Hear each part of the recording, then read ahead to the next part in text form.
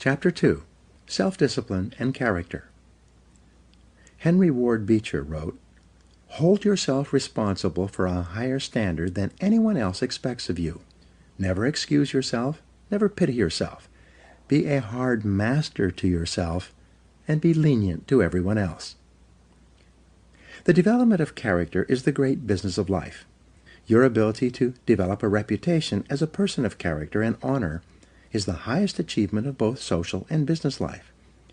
Ralph Waldo Emerson wrote, "What you do speaks so loudly that I cannot hear a word you say." The person you are today, your innermost character, is the sum total of all your choices and decisions in life up to this date. Each time you have chosen rightly and acted consistently with the very best that you know, you have strengthened your character and become a better person. The reverse is also true. Each time you have compromised, taken the easy way, or behaved in a manner inconsistent with what you knew to be right, you have weakened your character and softened your personality. The great virtues. There are a series of virtues or values that are usually possessed by a person of character. These are courage, compassion, generosity, temperance, persistence, and friendliness, among others. We'll talk about some of these in Part 3 of this book. Coming before all these values, however, is the most important one of all when determining the depth and strength of your character: integrity. It is your level of integrity, living in complete truth with yourself and others, that demonstrates more than anything else the quality of your character. In a way, integrity is actually the value that guarantees all the other values. When your level of integrity is higher, you are more honest with yourself and more likely to live consistently with all the other values that you admire and respect. However, it takes tremendous self-discipline to become a person of character. It takes considerable willpower to always do the right thing in every situation. And it takes both self-discipline and willpower to resist the temptation to cut corners, to take the easy way, or to act for short-term advantage. All of life is a test to see what you are really made of deep down inside. Wisdom can be developed in private through study and reflection, but character can only be developed in the give and take of daily life, when you are forced to choose and decide among alternatives and temptations. The test of character. It is only when you are under pressure, when you are forced to choose one way or another, to either live consistently with a value or to compromise it, that you demonstrate your true character. Emerson also said, "Guard your integrity as a sacred thing. Nothing at last is sacred except the integrity of your own mind." You are a choosing organism. You are constantly making choices, one way or the other. Every choice you make is a statement about your true values and priorities. At each moment, you choose what is more important or of higher value to you over what is less important or of lesser value. The only bulwark against temptation, the path of least resistance, and the expediency factor is character. The only way you can develop your full character is by exerting your willpower in every situation when you are tempted to do what is easy and expedient rather than what is correct and necessary. The big payoff. The payoff for becoming a person of character, for exercising your willpower and self-discipline to live consistently with the very best that you know, is tremendous. When you choose the higher value over the lower, the more difficult over the easy, the right over the wrong, you feel good about yourself. Your self-esteem increases. You like and respect yourself more. You have a greater sense of personal pride. In addition to feeling excellent about yourself when you behave with character, you also earn the respect and esteem of all the people around you. They will look up to you and admire you. Doors will be opened for you. People will help you. You'll be paid more, promoted faster, and given even greater responsibilities. As you become a person of honor and character, opportunities will appear all around you. On the other hand, you can have all the intelligence, talent, and ability in the world, but if people do not trust you, you will never get ahead. People will not hire you, and if they do, they will de-hire you as soon as possible. Financial institutions will not lend you money. Because birds of a feather flock together, The only associates, never friends, you will ever have will be other people of questionable character. Furthermore, since the people you associate with have a major effect on your attitude and personality, you make or break your entire life with the quality of your character or the lack thereof. The development of character. Aristotle wrote, "All advancement in society begins with the development of the character of the young." This means that advancement in your life begins with the learning and practice of values. You learn values in one or all of three ways: instruction, study, and practice. Let's look at each of these more closely.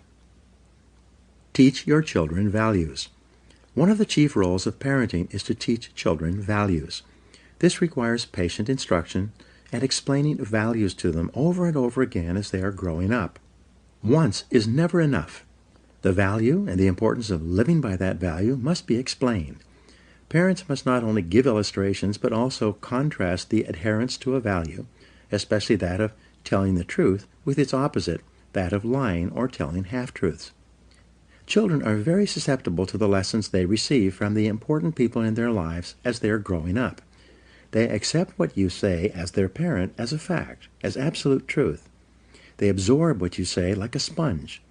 You write your description of values on their souls, which are like wet clay, so that what you write becomes a permanent part of the way they see the world and relate to life. More than anything else, as we'll see in Chapter 19, you demonstrate your values in your behavior. Your children watch you and strive to emulate the values that you not only teach and preach, but also practice. And they are always watching. The Rockefeller family children were famous for being taught financial values at an early age. Even though their father was one of the richest men in America, the children were given tasks and chores to perform before they received their allowances. They were then instructed on how to spend their allowances, how to save, how much to give to charity, and how much to invest. As a result, they grew up to become successful businessmen and statesmen, unlike children who had grown up in wealthy homes who were seldom disciplined in money matters. Study the values you admire. You learn values by studying them closely. The law of concentration says that whatever you dwell upon grows and increases in your life. What this means is that when you study and read stories about men and women who demonstrated the kind of values that you admire and respect, and then think about those stories and that behavior, those values sink ever deeper into your mind. Once these values are programmed into your subconscious, they create a propensity within you to behave consistently with those values when the situation requires them. For example, in military training, soldiers are continually told stories of courage, obedience, discipline, and the importance of supporting their fellow soldiers. The more they hear these stories, discuss them, and think about them, the more likely they are to behave consistently with these values when they are under the pressure of actual combat. The core value or virtue of character is truth. Whenever you tell the truth, however inconvenient it may be at the time, you feel better about yourself and you earn the respect of the people around you. One of the highest accolades you can pay another person is to say that he or she always tells the truth. Emulate the people you most admire. Much of your character is determined by the people you most admire, both living and dead. Who are they? Looking over your life and history, make a list of the people whom you most admire, and next to their names, write out the virtues or values that they most represent to you. If you could spend an afternoon with anyone, living or dead, what one person would you choose? Why would you choose that person? What would you talk about during your afternoon together? What questions would you ask, and what would you want to learn? Consider this as well. Why would that person want to spend an afternoon with you? What are the virtues and values that you have developed that make you a valuable and interesting person? What makes you special? Practice the values you respect. You develop values by practicing them whenever they are called for. As the Roman Stoic philosopher Epictetus said, "Circumstances do not make the man, they merely reveal him to himself."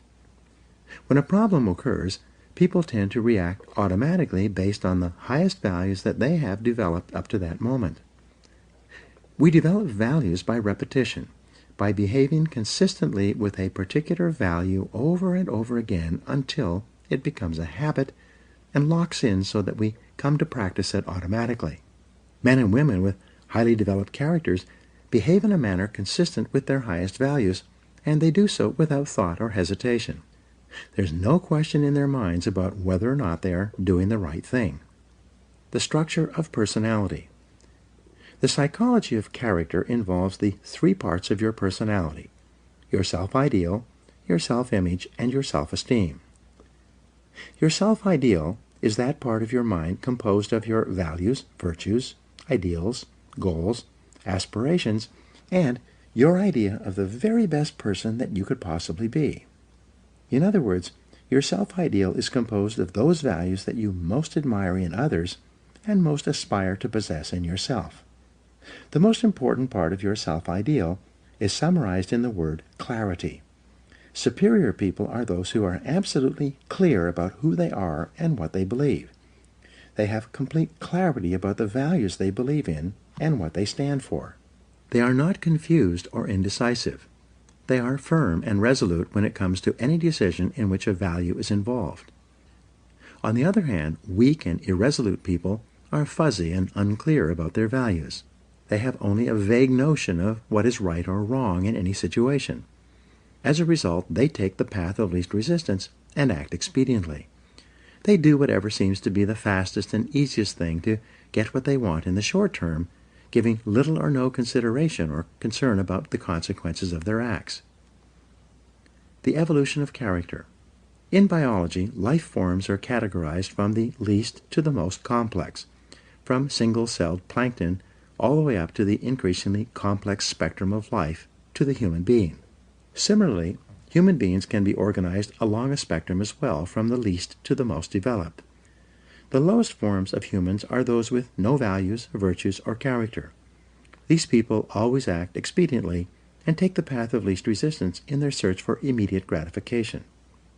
At the highest levels of development of the human race, however, are those men and women of complete integrity, who would never compromise their honesty or their character for anything, including the threat of financial loss, pain, or even death.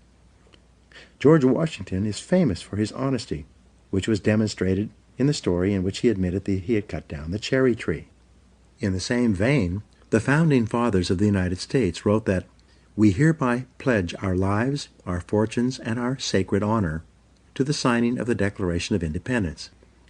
In his book, Trust, the Social Virtues and the Creation of Prosperity, philosopher Francis Fukuyama observed that societies worldwide can be divided into two kinds: high trust and low trust. He also argues that the highest trust societies, those in which integrity is most admired, encouraged, and respected, are also the most law-abiding, free, and prosperous. At the other end of the societal spectrum, however, are those societies characterized by tyranny, thievery, dishonesty, and corruption. Each of these are, without exception, both undemocratic and poor. Trust is the key. Trust is the lubricant of human relationships. Where there is high trust among and between people, economic activity flourishes, and there are opportunities for all. On the other hand, where there is low trust, economic resources are squandered in an attempt to protect against thievery and corruption, or those resources are not available at all. In the United States, we have the Constitution and Bill of Rights. These documents lay out the rules by which Americans agree to live. They create the structure of our government and guarantee our rights. But they assume that our elected representatives will be men and women of honor, committed to protecting and defending those rights. They attempt to assure that only men and women of character can thrive and prosper over the long term in our economic, political, and social system. They aim to assure that in most cases, only men and women of character can rise to high positions in society. Although our system is not perfect and people of questionable character occasionally rise to positions of prominence, it is seldom for very long. The basic demand of Americans for honesty and integrity eventually leads to the exposure and censure of dishonest people. The demand for men and women of character continues unabated. Your self-image, your inner mirror. The second part of your personality is your self-image. This is the way we see and think about ourselves, especially prior to any event of importance. People always tend to behave on the outside consistently with the way they see themselves on the inside. This is often called our inner mirror, into which we peer before we engage in any behavior. When you see yourself as calm, positive, truthful, and possessed of high character, you behave with greater strength and personal power. Other people respect you more. You feel in control of yourself and the situation. What's more, whenever you actually behave in a manner that is consistent with your highest values, your self-image improves. You see and think about yourself in a better light. You feel happier and more confident. Your behavior and outward performance then reflects this increasingly improving inner picture you have of yourself as the very best person you can possibly be. People tend to accept you at your own evaluation of yourself, at least initially.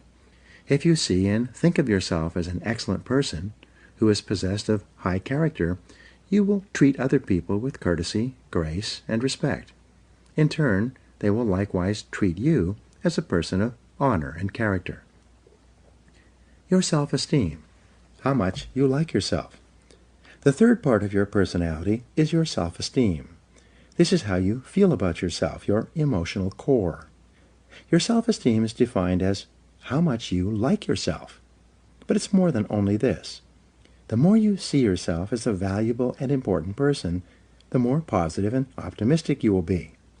When you truly consider yourself to be important and valuable, you will treat other people as if they are important as well. Your self-esteem is largely determined by how consistent your self-image, which shapes your personal behavior, is with your self-ideal or your vision of the very best person you can possibly be. Whenever you act consistently with who you consider an excellent person to be, your self-image improves and your self-esteem increases. You like and respect yourself more. You feel happy about yourself and others. The more you like yourself, the more you like others, and the more they like you in return. By acting with character and in harmony with your highest values, you put your whole life, internally and externally, into an upward spiral. In every area of your life, things will get better and better for you. Your role models have a tremendous impact on shaping your character. The more you admire a person and his or her qualities, the more you strive, both consciously and unconsciously, to become like that person. This is why clarity is so important. Always behave consistently. Whenever you act in a way that is consistent with your values, you feel good about yourself. Whenever you compromise your values for any reason, you feel bad about yourself. This also means that when you compromise your values, your self-confidence and self-esteem go down. You feel uneasy and inferior, inadequate and uncomfortable. When you compromise your values, deep down inside you feel that something is fundamentally wrong. Almost all human problems can be solved by a return to your highest values and your innermost convictions. When you look back, there have probably been situations in your life when you have compromised your values in order to save an investment, keep a job, preserve a relationship, or maintain a friendship. In each case, you have felt worse and worse until you finally broke it off and walked away. And how did you feel when you finally had the strength of character to walk away? You felt wonderful. Whenever you use your willpower and strength of character to return to the values that are most dear to you, you are rewarded with a wonderful feeling of happiness and exhilaration. You feel energized and free. You wonder why you didn't make that decision a long time ago. Do the right thing. In the development of character that is based on self-discipline and willpower, long-term thinking is essential. The more you think about the long-term consequences of your behavior, the more likely it is that you will do the right thing in the short term. So when you have to make a choice or decision, always ask the magic question, what's important here? Practice the universal maxim of Immanuel Kant, the philosopher. He said, Resolve to behave as though your every act were to become a universal law for all people. One of the great questions for the development of character is this: what kind of a world would this world be if everyone in it was just like me? Whenever you slip, whenever you do or say something that is inconsistent with your highest values, immediately get back on your horse. Say to yourself, "This is not like me," and resolve that next time you'll do better. What you dwell upon grows. If you are in a situation today in which you are not living up to your highest values, make a decision this very minute to confront the situation and straighten it out. The minute you do, you will once again feel happy and back in control. There's an old Indian story. On my shoulders are two wolves. One is a black wolf, evil, who continually tempts me to do and say the wrong things. On my other shoulder is a white wolf that continually encourages me to live up to my very best. A listener asked the old man, "Which of these wolves has the greatest power over you?" The old man replied, "The one I feed." By the law of concentration, whatever you dwell upon grows and increases in your life. When you think and talk about the virtues and values that you most admire and respect, you therefore program those values deeper and deeper into your subconscious until they begin to operate automatically in every situation. Whenever you exercise your self-discipline and willpower to live your life consistently with those values that you most aspire to be known for, you begin to move rapidly along the path to becoming an excellent person. Now here are some action exercises for you. Take out a sheet of paper and write out your answers to these questions. 1. Name 3 people, living or dead, who you most admire, and describe one quality of each of them that you respect. 2. Determine the most important virtue or quality in your life that you strive the most to practice or emulate. 3. Identify those situations in which you feel the most confident, in which you feel like the very best person you could possibly be. 4. What situations give you your greatest feelings of self-esteem and personal worth? 5. If you are already an excellent person in every respect, how would you behave differently from today onward? 6. What one quality would you like people to think of when your name is mentioned, and what could you do to ensure this happens? 7. In what one area do you need to be more truthful and practice higher levels of integrity than you do today? Whatever your answers, write them down and then begin to practice them.